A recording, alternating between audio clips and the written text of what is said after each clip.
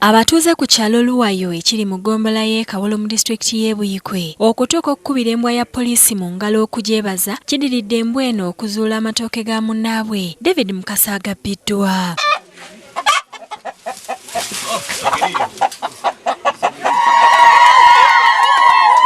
Mukasa agambye nti olukizudde nti amatooke ge gabbiddwa talina gwanyeze bw'atyo n'atemya ku poliisi ereese embwa yayo ekonga olusu ng'eno egobye olusu okutuuka maka ga Ssebuufu Edward Emmanju w'Ekiyungu ebadde ettooke nga libikiddwako endagala. Sanze amatooke nga bagabbye okusalawo nengenda ku poliisi nendeeta embwa eno. Badde sikitegeera nti embwa obubwe eyinza okukola bw'etyo.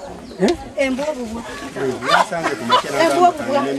bino tubadde tuwulira biwulire naye netuuka ne kubikuta maama toofa nayingira nebiyingira mu netuuka ne kubikuta bulijjo tubagambanga baba nga bakubye tuyingirawo era ekirungi omwami ono yasanze nga basibyewo ng'asibyewo akawaya akakukuma ekifo.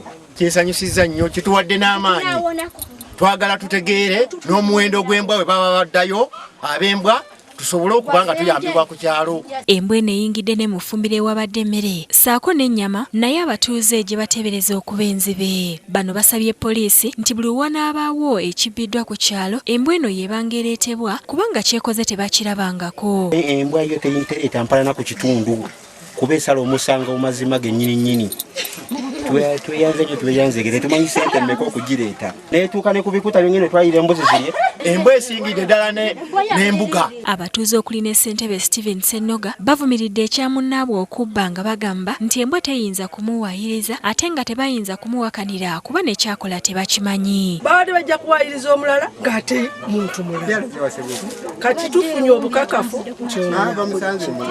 kubanga munnange eyise ku nju mmeka netuuka ne mubikuta netuuka ne mufumya n'eriri mu mutula terya nguzi eyogedde amazima matuufu obe muwayiriza temuwayiriza ne Mukasa Kivumbi yakusakidde eggulire lino ku Lwabukedde TV.